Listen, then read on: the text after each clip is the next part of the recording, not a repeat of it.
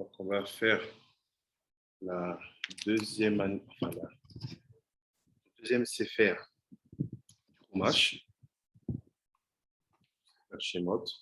Donc, on avait fini toute la première année du Sefer Bereshit. On s'est arrêté avec la Tfila de Shacharit. Après, on avait commencé la deuxième année du Sefer, on était à la fin de Shabbat. On était à Chaïsa. Je verrai comment compléter entre les cours de Shimon et le cours de Biezra Shmaya. Je reprends à partir de la deuxième année. Hey!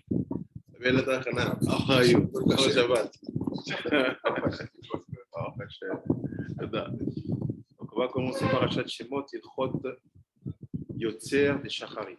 Donc, on est à la page, je ne sais pas quelle page tu as, toi. Quelle page en français? Ah oui. Tu as dit première année, n'est-ce pas? La première année. Shalom, shalom. Shalom, shalom. 157, c'est première année. Okay. Comme il n'y a pas l'introduction dans la version française, je vais la partager tout de suite. Et puis on commence des attaches.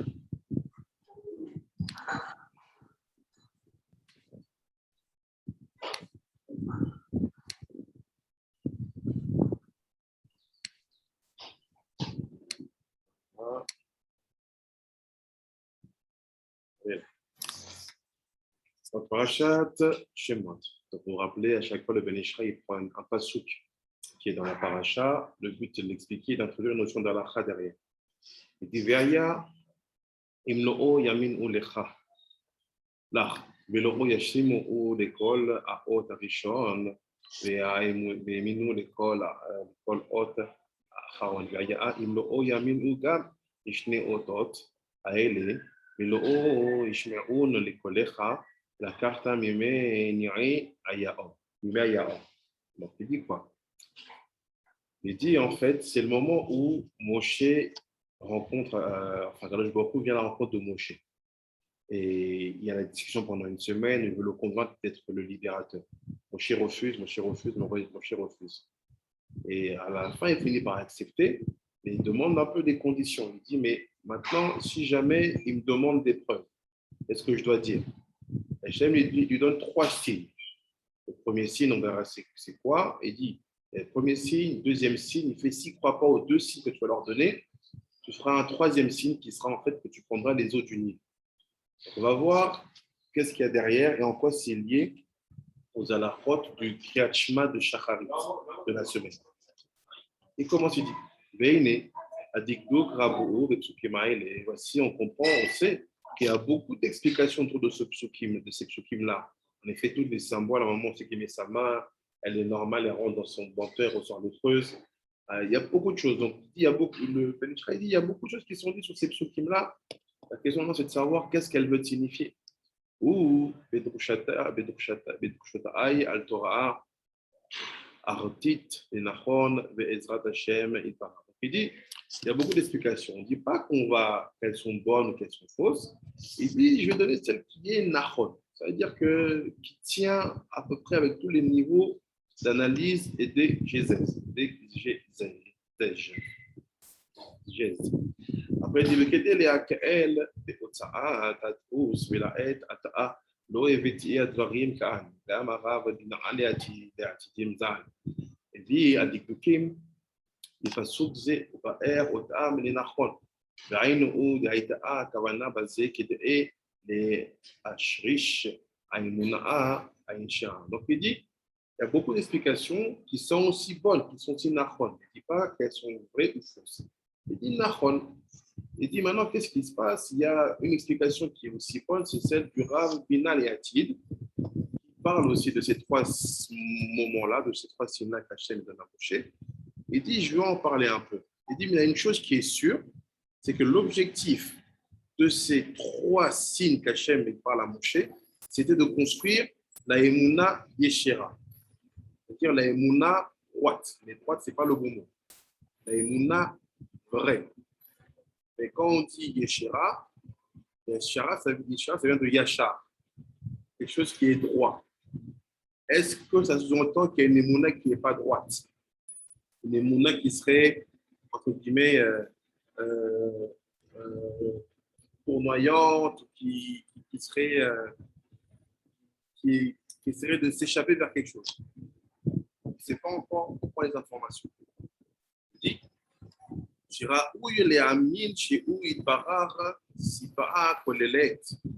Et son o apachut l'école advari. Il dit, qu'est-ce qui se passe?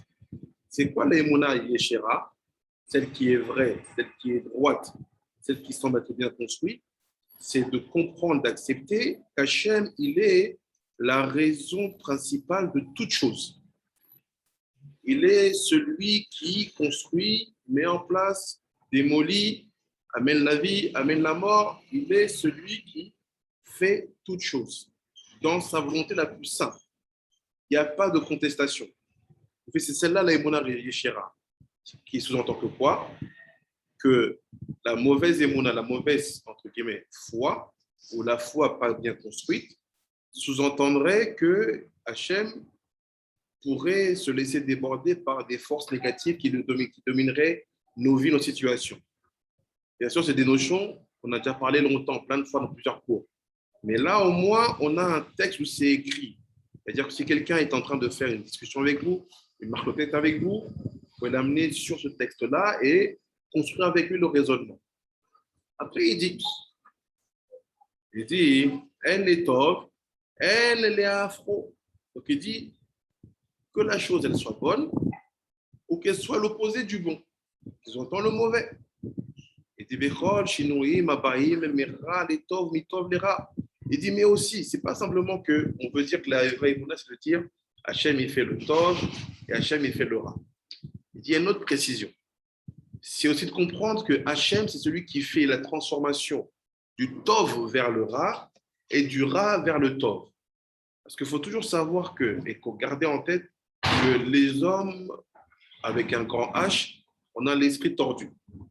On aime bien aller chercher des problèmes là où il n'y en a pas. On aime bien aller faire dire au texte que le texte ne dit pas.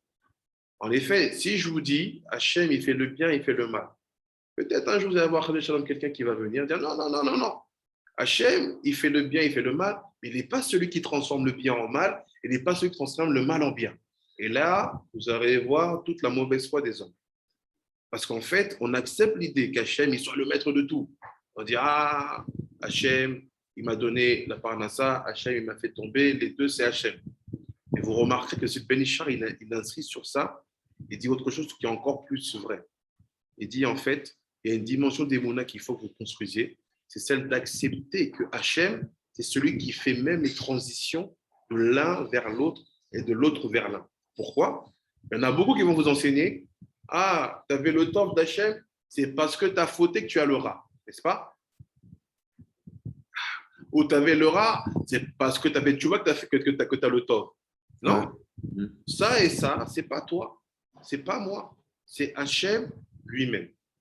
Petite pause, je vais juste prendre le chargeur parce que j'ai vu qu'il va s'arrêter là. Je sais pas. Pause, 2 secondes.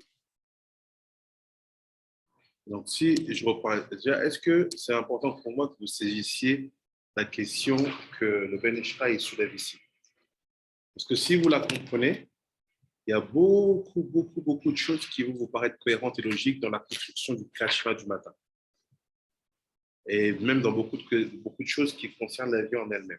Est-ce que vous comprenez la différence qu'il y a entre le fait de reconnaître qu'il y a Dieu qui fait le bien et le mal, et le fait de dire non, je reconnais aussi qu'il est celui qui fait la transition de l'un vers l'autre et de l'autre vers l'un? Si, Rabbi, si. Je comprends mieux. Ça ne vous paraît pas contradictoire? C'est bon? Non, là c'est plus clair, Rabbi. C'est plus clair, en fait. La précision, là, surtout la fin de la précision, là, elle est importante. Parce que des fois, on se dit, voilà, il fait le bien et il fait le mal. Mais l'autre précision, là, c'est-à-dire qu'il peut switcher, il peut transformer le mal en bien et le bien en mal et que tout ça, c'est toujours pour le tov que lui-même il définit.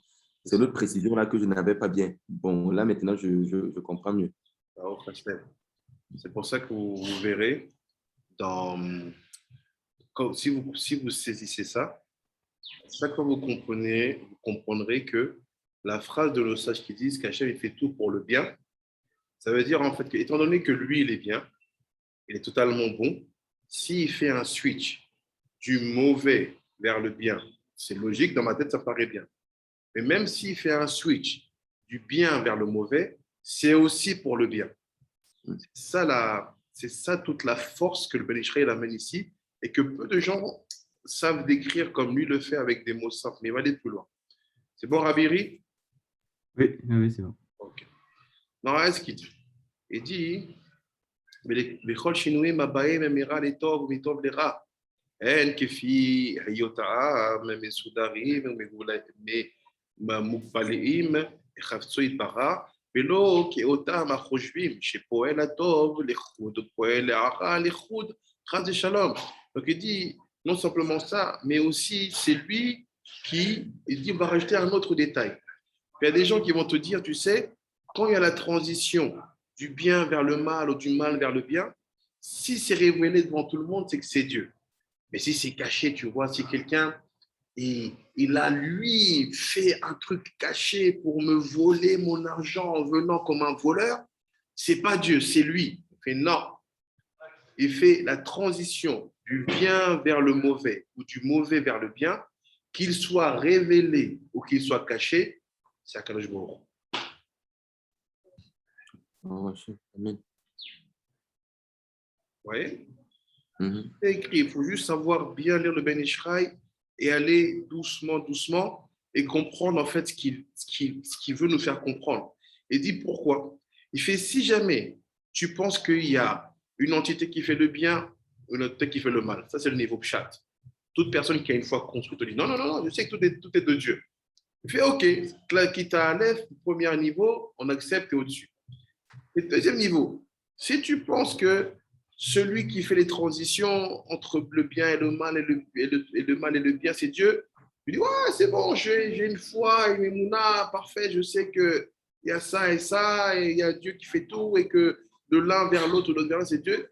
Il fait, c'est bien, mais c'est pas assez. Est-ce que réellement, tu penses maintenant que quand même ça te paraît totalement caché, que vraiment c'est sûr que c'est un réseau de mafiosi qui est venu te voler tes codes de bancaire dans ton ordinateur pour te vider ton compte? Est-ce que ça aussi, tu penses que c'est Dieu? Là, beaucoup de gens sont calés. Beaucoup de gens sont bloqués et ils ne montent pas au niveau. C'est comme si, en fait, on te dit que là, c'est quoi la Emouna Yeshera? C'est l'Emouna qui va être droite. Pourquoi elle est droite? Parce que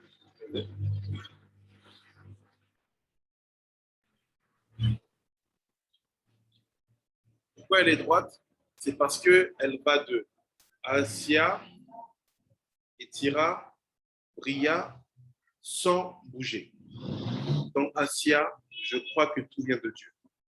Dans Etira, je crois que le switch de l'un vers l'autre, de l'autre vers l'un, vient de Dieu aussi. Et dans Bria, je crois que même ce qui est caché, qui n'est pas pour le bien, vient de lui aussi. C'est pour ça que ça fait une droite. C'est une ligne, c'est Yachar. Tu montes vers le haut. Il y en a, ils vont croire ça, et là, ils vont pencher. Ils vont dire, non, non, ça, je n'y crois pas. Parce que j'ai vu que c'est eux. Ce n'est pas Dieu. Ça n'a rien à voir avec Dieu. Laisse Dieu à part. C'est eux les voleurs. Il faut les taper, il faut les tuer. Au carton, il faut les tuer, il faut les condamner. Mais laisse ça. Ça, c'est le niveau 3, le plus difficile. Si vous n'avez pas écrit ce niveau-là, si vous, dans vos limoux, dans les explications que vous voyez, il n'y a pas ce niveau-là, sachez qu'on n'est pas dans la vraie émouna. Parce que regardez comment il finit le Ben Ishra, il dit Chas v'shalom. Il dit celui qui penserait le contraire, qu'en fait il est victime d'un raison d'escroquerie, mais ça n'a rien à voir avec Dieu, c'est des hommes et leurs bêtises. Dis attention, mais je soyez conscient, on parle d'une chose très dure ici. Ce n'est pas tout le monde qui a le niveau de comprendre comment dire, la profondeur de ces mots-là. On peut les saisir, mais les accepter, ça peut être encore plus difficile. Et continue. Si vous avez des questions, n'hésitez pas, arrêtez-moi. Veodia basé à la chinou, chef char, aliyot, livlé, shloshlat, dadim. Il y a Sham divrei kuchoki ne'emu וכדי להקל בהוצאה לאור להעתקתי דברים שבאו בדרכיו כמידתו הטוב. Il dit, Oui, remettre au début, s'il te plaît. hein? Le texte au début. Pardon.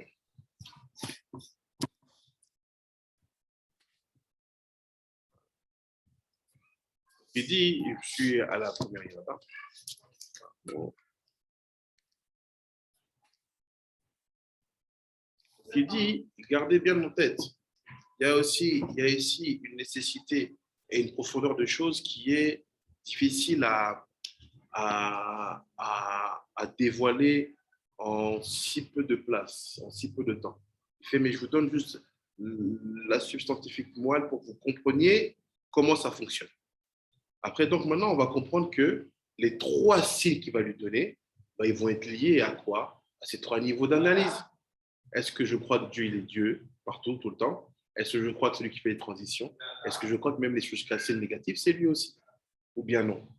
Donc il dit, veillez, les filles à amour, kol à otot à you, à elo, à you kede leodia, des poèles à tov ou poèles à ra. Il fait, donc tous les signes qu'Hachem a donné à Moshe ou à Sinaï, c'était juste pour confirmer aux yeux du peuple que celui qui fait le tov, dans toutes ses dimensions, c'est aussi celui qui fait le ra dans toutes ses dimensions. Et non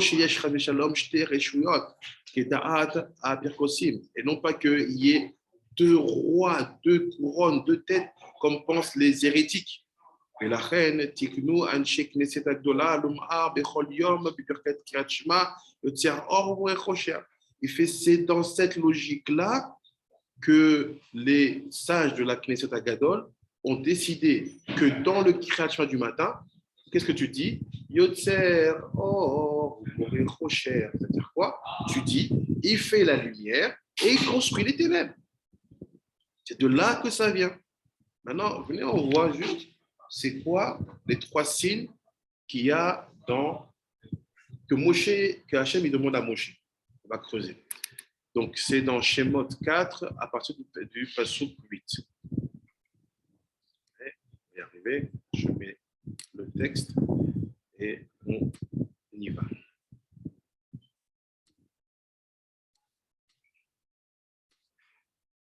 Shemot 4.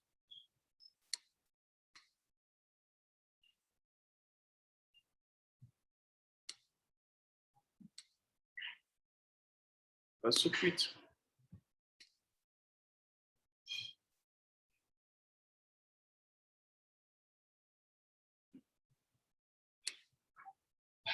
C'est un peu plus haut, c'est avant. Voilà, je partage. Voilà ce qu'il dit. Il dit ceci leur prouvera. Attends, j'ai été trop haut. C'est trop bas. Voilà. Il dit, Moshe prit la parole et dit, mais certes, ils ne me croiront pas et n'écouteront pas ma voix, parce qu'ils diront, l'Éternel ne t'est point apparu. C'est-à-dire quoi en fait? Ne pas croire la Torah de Moshe, c'est de ne pas avoir une Emunah Yeshera. C'est là la première définition de la Torah de Moshe. C'est ça la définition de la Emunah Yeshera. Moshe te donne la définition ici. Ils ne vont pas me croire. Ils vont me dire que tu ne m'es pas apparu. C'est ce que les gens ils disent souvent quand tu commences à dire des choses et que tu es réellement un roi Kodesh et que tu es un vrai tzaddik. Mais ils disent, ah, qui t'a dit? T'es Dieu? C'est pas nouveau. Ça a commencé avec Moshe Rabbeinu. Après, il dit, le Seigneur lui dit. Donc Hachem il lui répond. C'est Avaya. On voit bien à droite ici où est le texte, c'est Avaya qui lui répond. Il dit, qu'as-tu à la main? Il a répondu, une verge. Il dit, maté. Maté, c'est un bâton. Il dit, ok. Il dit, il prit, il le reprit, il dit, jette-la à terre. Il la jeta à terre, elle devient un serpent. Moshe s'enfuit à cette vue. Donc il dit, première transformation, le bâton en serpent. Et Hachem lui dit à Moshe, avance la main et saisit par la queue. Il avance la main et saisit et il redevient un maté. Et il dit, ceci leur prouvera qu'il s'est révélé à toi, l'Éternel, le Dieu de leur père, le Dieu d'Abraham, d'Isaac et de Jacob. Donc, non, on reste dans le chat, on ne rentre pas dans le détail technique de ce texte parce que c'est un autre sujet. Donc, le premier signe qui est en fait la dimension qui correspond à Hachem, il fait le Tov et il fait le Ra. C'est par quoi? C'est le bâton et le serpent. Pourquoi le bâton et le serpent? Vous avez une idée? Pourquoi c'est le symbole du bâton et du serpent qui est l'explication qu'Hachem il fait le Tov et le Ra?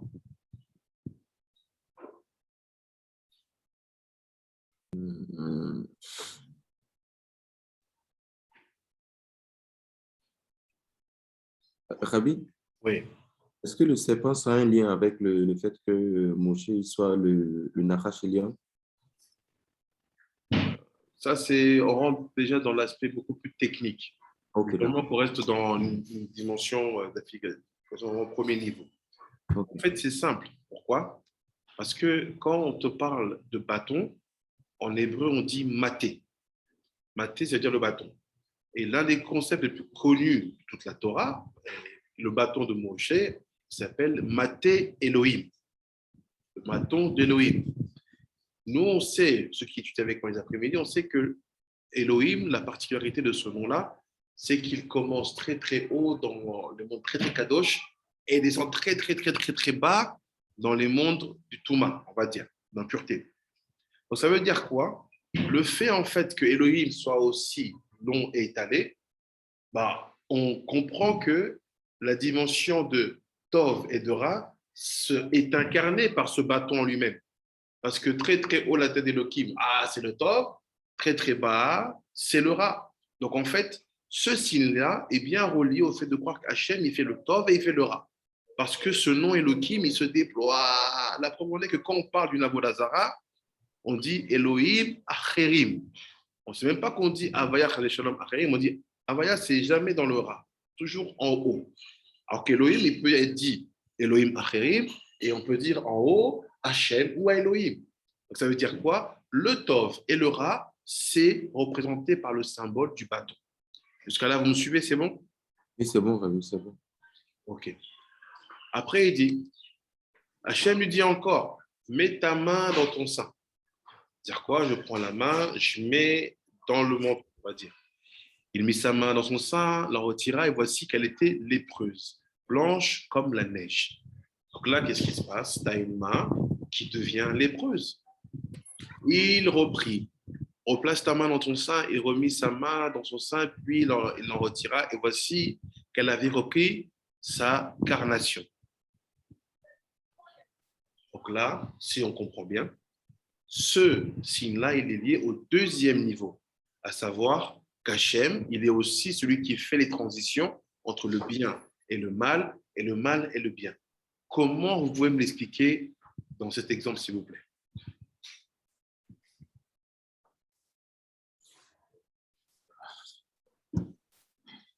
Rabbi, Oui.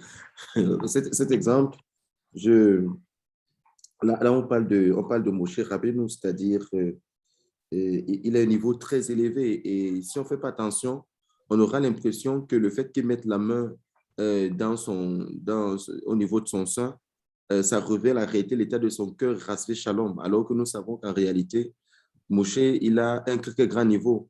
Alors, qu'est-ce qu'Hachem fait? Vu que Moshe, il sait qu'il a de très, très grandes qualités, Hachem veut montrer à Moshe que même ce qu'il y a à l'intérieur de toi, je peux faire en sorte que ce soit vu à l'extérieur comme étant quelque chose de mal. C'est comme ça que moi, je comprends s'il faut que je suive selon ce que le Ben Israël dit. Donc, même les qualités de Moshe sont transformées à l'extérieur et on voit qu'en réalité, il manifeste la lèpre, alors que lui sait qu'il est bon à l'intérieur. Donc, Hachem change la situation pour qu'il comprenne que ce n'est pas une affaire de logique. Il n'y a pas de logique à l'intérieur, c'est lui qui décide de tout. Tu peux commencer quelque chose qui fonctionne bien et un matin, il arrête tout complètement. Tu n'as pas le droit de demander pourquoi ou d'accuser les gens. Je crois que c'est ce que cet exemple, selon moi, voudrait traduire. Exactement. C'est ce que tu dis. En fait, l'idée ici, c'est de faire comprendre que la transition, parce qu'il y a bien un mouvement de la main qui rentre et qui sort, ce qui en sort, c'est lui qui décide, la chef qui décide. il n'y a pas une situation où tu peux te dire que parce que j'ai un statut, j'ai un niveau, j'ai un nom, ou j'ai une intention, que je vais maîtriser ce qui va en sortir. C'est bien par la parole d'Akadosh Baruch Hu, par son désir seul, que tu peux avoir l'air maladif ou que tu peux avoir l'air en bonne santé.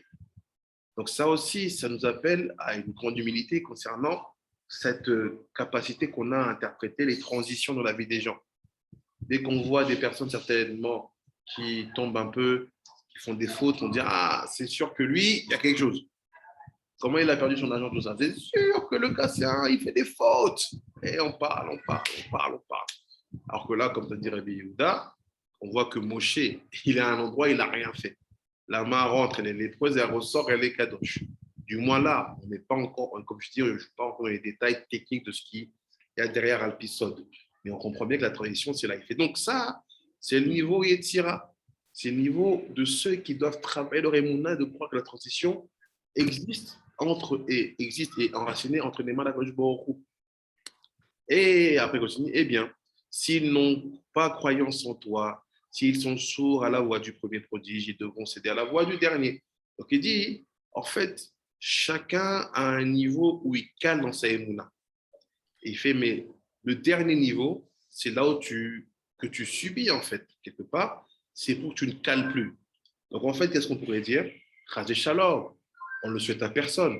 Mais quelqu'un qui serait dans une dimension où il est victime d'une escroquerie, on va dire, souterraine et il n'a pas vu venir la chose. Est-ce que ça veut dire qu'Hachem est en train de lui faire travailler cette dimension d'Emouna? Quelque part, oui, c'est écrit. Parce qu'en fait, ta Emouna, elle doit être Yeshera.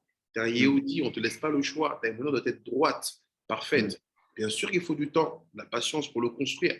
Mais à un moment, si ton niveau, le dernier niveau qui te manque, c'est celui-là, comme il dit, tu n'as pas le choix, tu devras céder. Et tu dois céder. Donc, c'est quoi? C'est toute la partie, on est victime de choses qui viennent contre nous sans qu'on puisse les anticiper.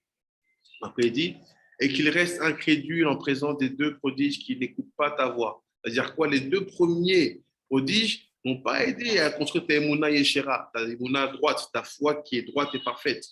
Tu prendras des eaux du fleuve et tu les répandras à terre.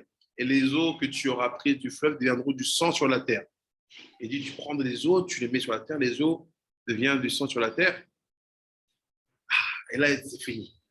Ma question, c'est en quoi ça conforte ou ça montre le lien numéro 3, à savoir que Hachem, il est celui qui fait même arriver le mal dans la dimension cachée, ou par des structures où tu as l'impression que non, c'est pas Hachem, c'est les hommes et leur méchanceté. Comment ça est lié à la dimension du sang et du Nil?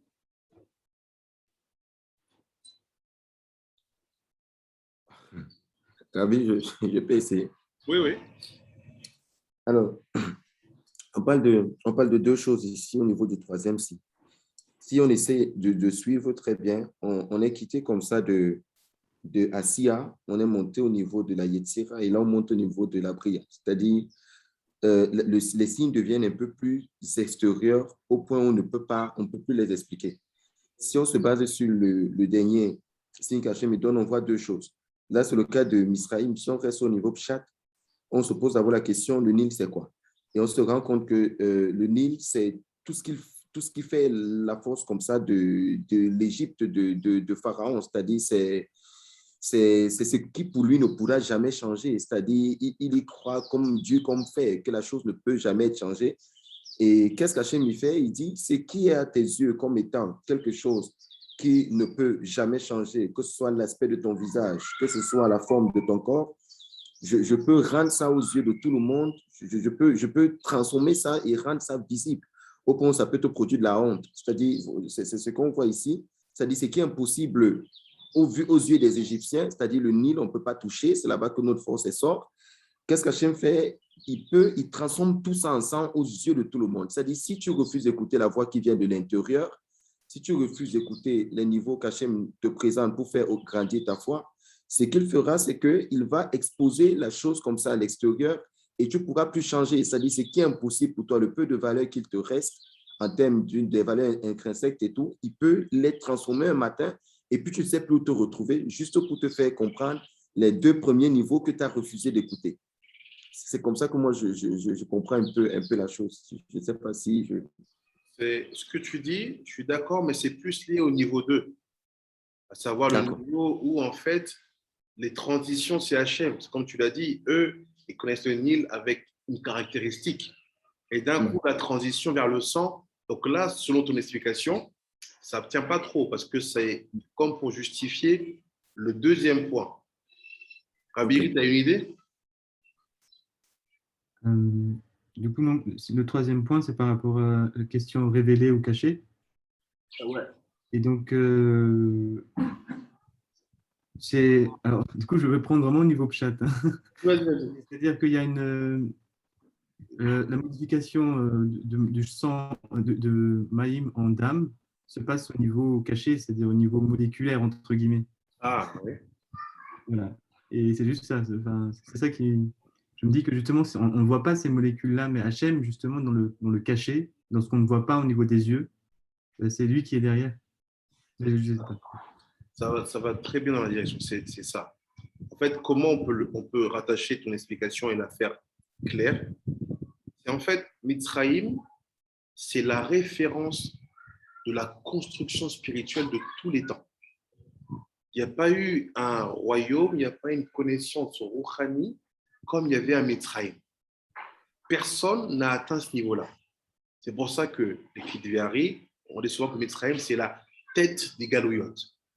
C'est-à-dire qu'on te dit que pour sortir d'Égypte de l'époque, c'était pas assez, la sorcellerie elle était trop puissante. Donc c'est quoi Misraïm? C'est l'incarnation de la sensation de ah, le gars là, il a tout maîtrisé. Il a tout fermé et c'est clair que c'est lui qui fait. C'est pas Dieu. Tu vois, il a tué des coqs, il a mis des lions à l'entrée des frontières, il a mis des noms de Touma sur les statues. C'est-à-dire, Mitzrayim, c'est l'incarnation de je suis un homme qui peut faire que le mal se passe. C'est ça, non? C'est-à-dire que là, tu dis non, c'est sûr que Mitzrayim, on le cachait. Dieu n'a rien à voir avec ça. Les Mitzrayim, ils étaient forts. Ils ont fait tout. Ils ont fait tout. Ils avaient une puissance colossale. Même des fois, quand tu lis la Gemara en elle-même, te dit que la puissance de Mitzrayim était colossale. Donc, tu es en train de sous-entendre quoi? Tu es en train de dire que, ah, pour ce qui est du cachet en Mitzrayim, non, c'était leur sagesse. C'était leur avodazara. C'était leur touma. Et c'est ça qui a fait qu'on était coincés. Eh ben non. Non. Et dit, regarde, comme dire Abiri, ce qu'ils utilisent, moi, je suis dans les molécules de ça, je peux changer ça. C'est moi qui permets que ce qu'ils font, ça fonctionne.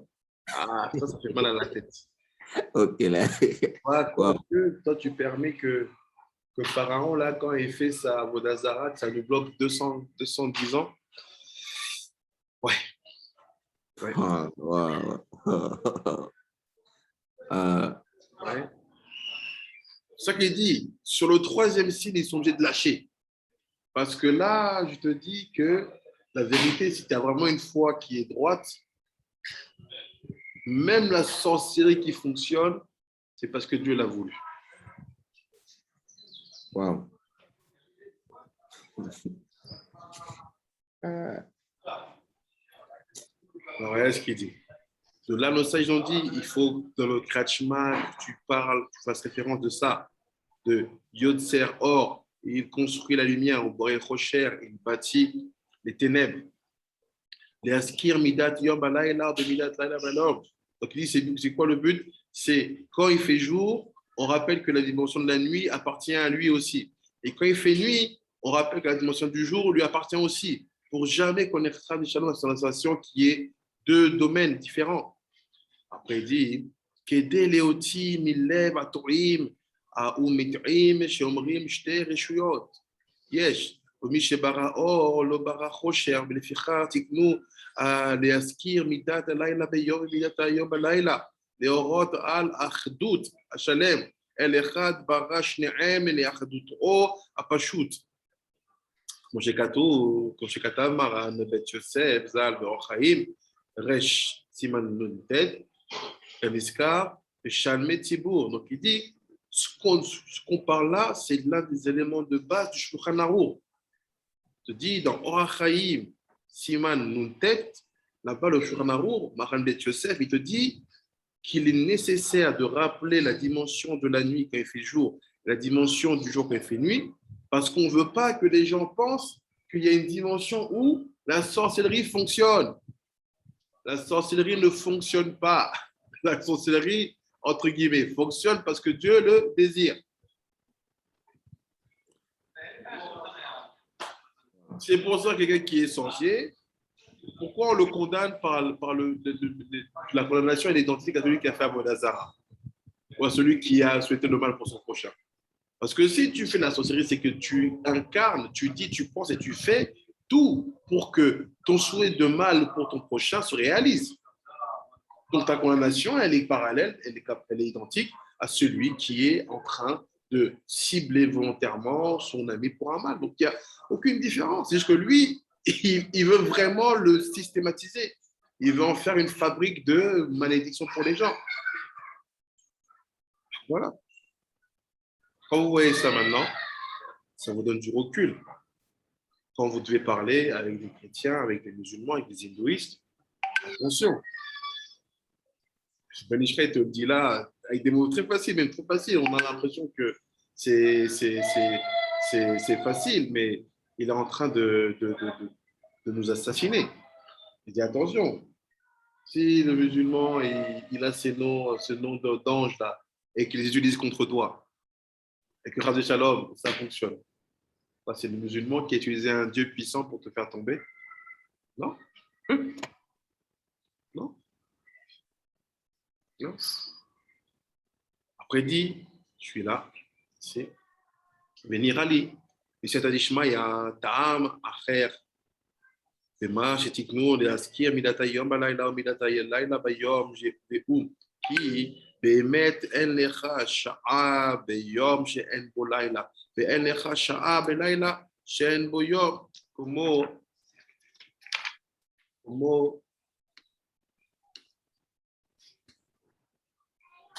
Comment שכתב בספר הברית, שהארץ היא כדוראי, ותלוי על המרכזו באמצעה, אוויר והשמיים מעל בלי מעה, בגזירת העיל יתברך, ובני אדם יושבים על שטח הכדור מסביב, וכדור הארץ אזלו בכללו תמיד חציב, אחד יום וחציב כנגד לילה.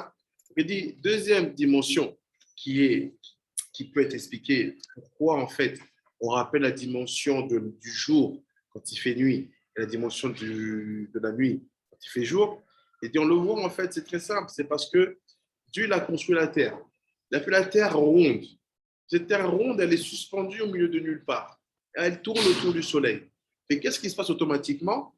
C'est que constamment, on a une heure de nuit qui est reliée à une heure de jour. Ça veut dire que quoi? Quand il fait nuit dans un côté de la Terre, de l'autre côté, il fait jour.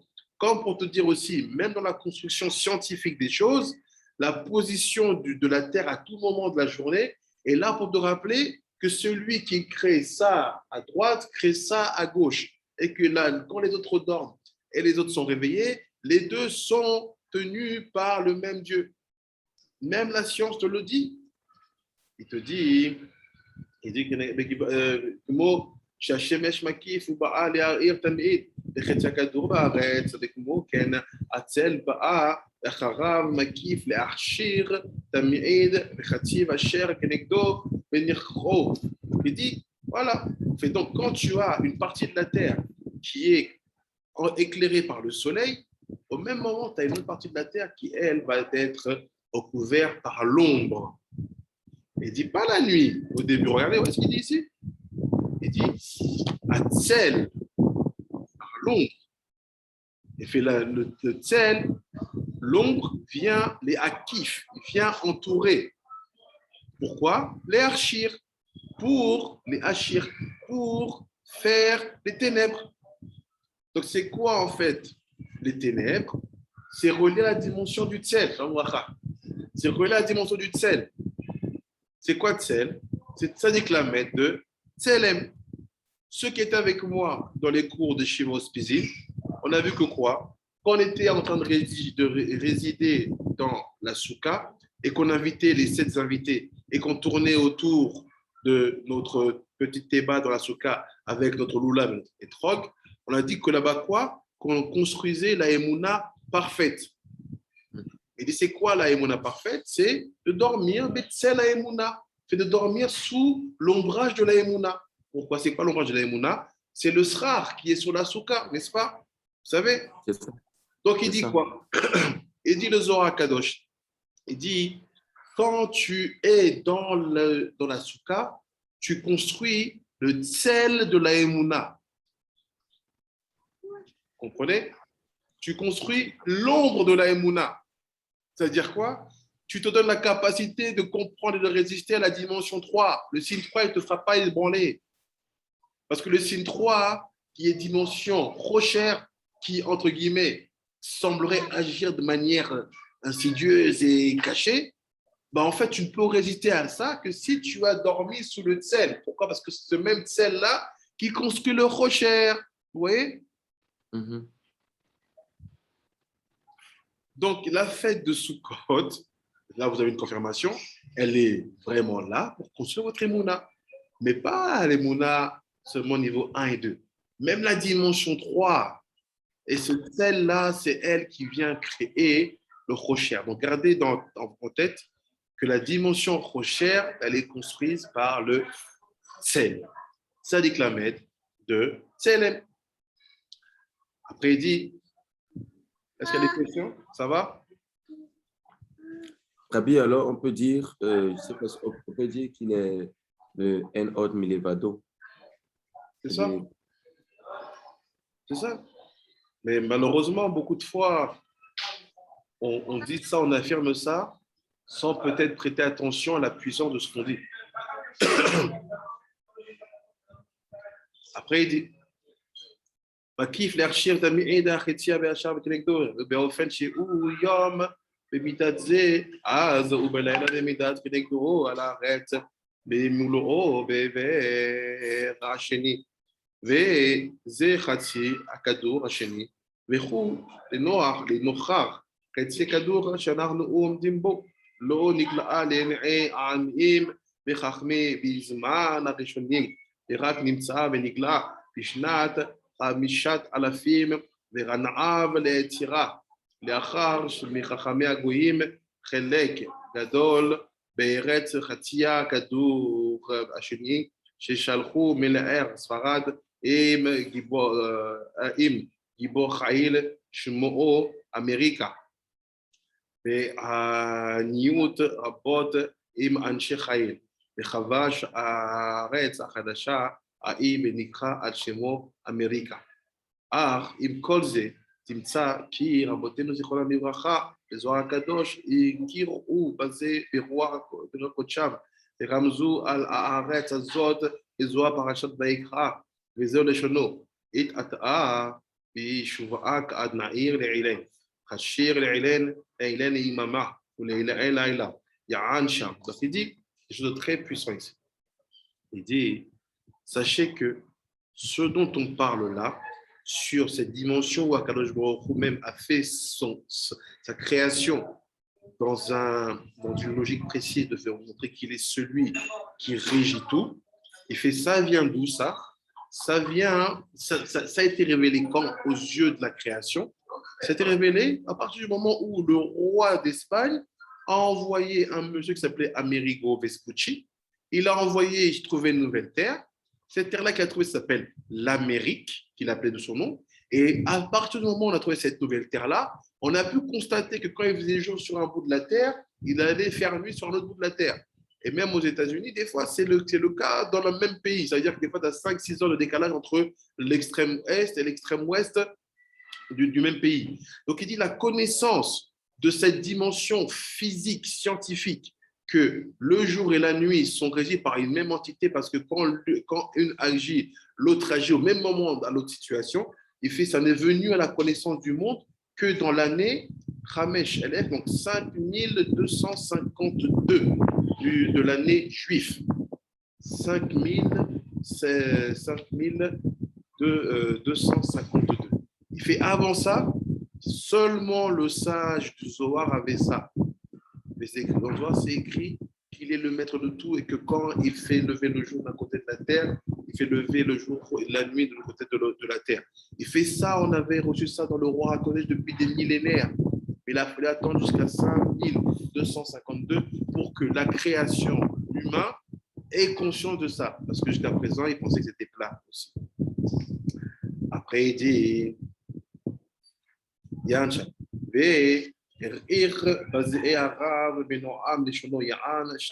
ולכן בזה מצינו טוב טעם למה שאנחנו מזכירים מידת הלילה ביום ומידת היום בלילה כי באמת בעת אשר אצלנו יום הנה הוא לילה בעבר השני שכנגדנו והוא מאמר כתוב ממש יום ולילה לא ישבתו.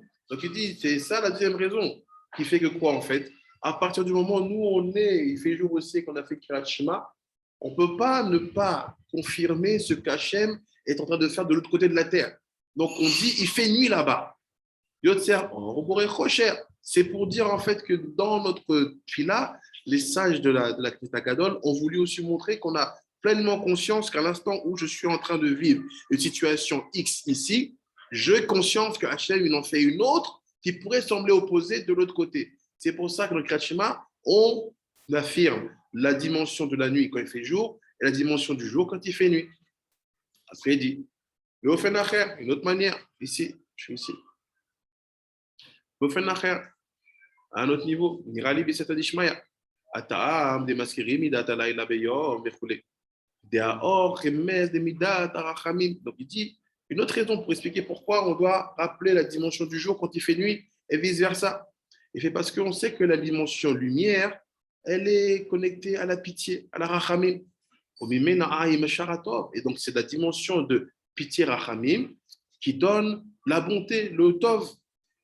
Et fait donc, et les ténèbres, ils sont reliés à la dimension justice, rigueur. Il fait de elle, va venir sur l'homme quoi, et sur la création quoi, les souffrances et les peines. ורמזו אנשי הכנס הגדול לאדם בתיקון השבר הזה בכל יום שאם יראה עומד בטוב ושלווה שהוא האור לא יבעט כמו שכתוב וישמען ישורון ויבעט. Donc il dit quelle était l'intention de nos sages de la Knesset Gadol quand ils ont fait cette bracha du matin qui précède le Kriyat Shema. Il dit quand l'homme il va se trouver sous la dimension or dans sa vie, à savoir qu'il va recevoir de la pitié, des bontés et de bonnes choses vont se passer pour lui. Il dit, il ne faut surtout pas que tu t'engraisses. Loïvaat, comme c'est écrit dans Dvarim, c'est dans Azinu. Il dit, Yishurun, il s'est engraissé. Qu'est-ce qui fait que l'homme s'engraisse dans sa spiritualité? C'est l'abondance de bien, l'abondance de tov. Il fait attention. Il ne faut pas que tu t'engraisses. Et là, Yachov, Yale, Al-Libo, et Achocher, Shemimeno, Yavro, Sarot, Veisorin, Veim, Yare, Atmo, Omed, Bechocher. Donc il dit, qu'est-ce que tu dois faire quand tu te trouves dans une spirale de bien? Tu dois penser dans ton cœur que le Chocher existe. Et que parce que le Chocher existe, tu vas rester focusé sur le fait de continuer à faire ta Torah, à l'étudier, à la penser et à agir dedans. Betsura, Nechona, toujours, tu lâches pas. Parce que l'engraissement ici, ça veut dire que parce que je vois que j'ai une dynamique positive, je sens quelque part, je n'ai plus besoin d'en faire autant. J'ai eu, entre guillemets, ce que je voulais. J'ai mon argent, je suis millionnaire, ça sert à quoi de me lever à Khatsot? Ça sert à quoi de me lever à Honnête, de prier à l'eau? C'est bon, je suis riche. J'ai l'argent, j'ai les femmes, j'ai tout. J'ai besoin de quoi? Ça s'appelle s'engraisser. Donc, si tu ne veux pas que le tov t'engraisse, rappelle-toi constamment de la nécessité et de l'existence du rocher au même moment. Et il faut que tu te maintiennes dans une forme de halo qui te protège. Donc, redouble d'efforts. Plus le tov il vient, plus la pitié se manifeste, plus les belles choses viennent, et plus il faut redoubler d'efforts dans ce que tu fais, dans ta Torah. Après, il dit, Ve'im iré atzmo omet de rocher. Et s'il se voit lui-même dans le rocher, c'est-à-dire quoi? Souffrance et rigueur sont en train de tomber sur lui, le font ploire. Il dit, ou betzarot, ve'isurim, al itayesh min rachamim. Il fait, ne désespère pas que le rachamim va venir un jour. Ne désespère pas que tu vas avoir un jour la pitié et le tov qui va venir. Donc il dit, ne t'engraisse pas quand tu es en train de voir les spirales politiques exister et ne tombe pas dans le désespoir quand tu es quand le crochet est en train d'agir. Pense que les rachamim vont venir. Et nous, comment on sait, comment on comprend que les rachamim, c'est la clé de tout? Kétoret. Parce que la kétoret, c'est ce qui te permet constamment d'invoquer les rachamim d'Hachem. Et là, il y a Alibo. Et à or, chez Izviazir, là, Vetova, Obedmenucha, Lacha, Elecha, Tiknun, Leaskir, Midat Alayla, Bayom, Midat Yom Belayla, Od Amarti, Bisata Deshmaya, Tamu Acherim Bazé, Velo, Escartim, Po. Donc il dit voilà, il y a d'autres raisons que je peux t'expliquer, mais voici les principales. Pourquoi il faut que l'homme sache constamment que Dieu, il est celui qui, entre guillemets, permet les transitions. Shalom, shalom, Amadou. Que Dieu shalom, shalom. Que Dieu, il est celui qui permet le bien et le mal. Il n'y a pas de deux entités qui existent. De un. De deux, il est celui qui permet les transitions du bien vers le mal et du mal vers le bien. Parce que des fois, les gens vont penser que le mal existe, le bien existe, mais je sais que c'est Dieu, tout est dans Dieu. Ok, mais quand il s'agit de maintenant de reconnaître que sa transition du bien vers le mal et du mal vers le bien, c'est Dieu aussi, il dit non, non, non, non, c'est le voisin, c'est celui-là. Il fait non. Ben Ishraï ici nous dit non, c'est deuxième niveau de la foi parfaite, c'est de comprendre que cette réussite, cet échec qui va vers le succès, ce succès qui va vers l'échec, c'est lui.